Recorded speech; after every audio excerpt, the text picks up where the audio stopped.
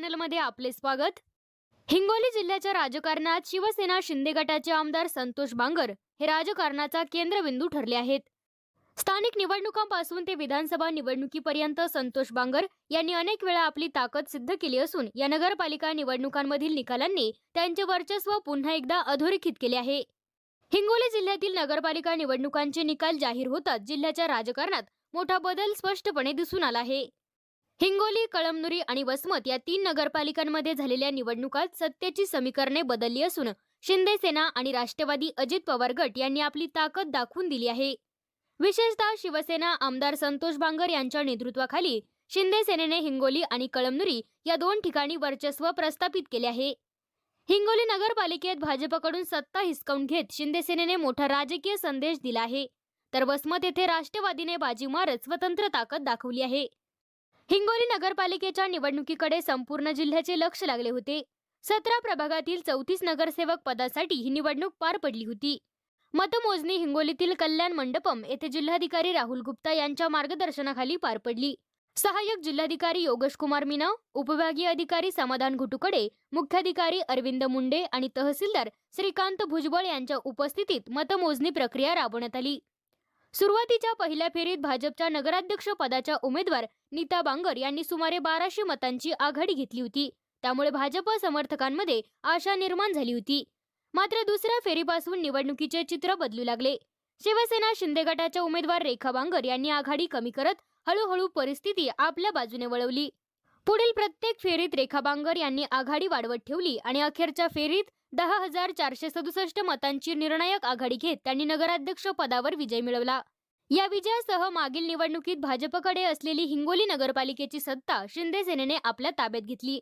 नगरसेवक संख्येचा विचार करता शिवसेनेला 17 जागा मिळाल्या असून राष्ट्रवादी अजित पवार गट 10, भाजप 5 आणि काँग्रेसला केवळ 2 जागांवर समाधान मानावे लागले आहे।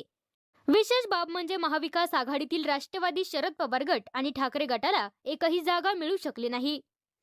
संपूर्ण विजयामागच्या आमदार संतोष बांगर यांची भूमिका राजकीय वर्तुळात निर्णायक मानली जाते। संघटनात्मक ताकद, प्रचारात आक्रमकता आणि स्थानिक समीकरणांचे अचूक सादरीकरण यामुळे शिवसेनेने हिंगोलीत प्रसिद्धी मिळवली। रेखा बांगर आमदार संतोष बांगर यांच्या मेहुणी आहेत। त्यांच्या विजयामुळे बांगर कुटुंबाचे राजकीय वजन आणखी वाढले आहे। निकालातून संतोष बांगर यांनी पुन्हा एकदा जिल्ह्यात आपले वर्चस्व सिद्ध केले आहे, त्यामुळे आगामी निवडणुकीसाठी त्यांना एक मजबूत स्थान मिळाल्याचे चित्र दिसते।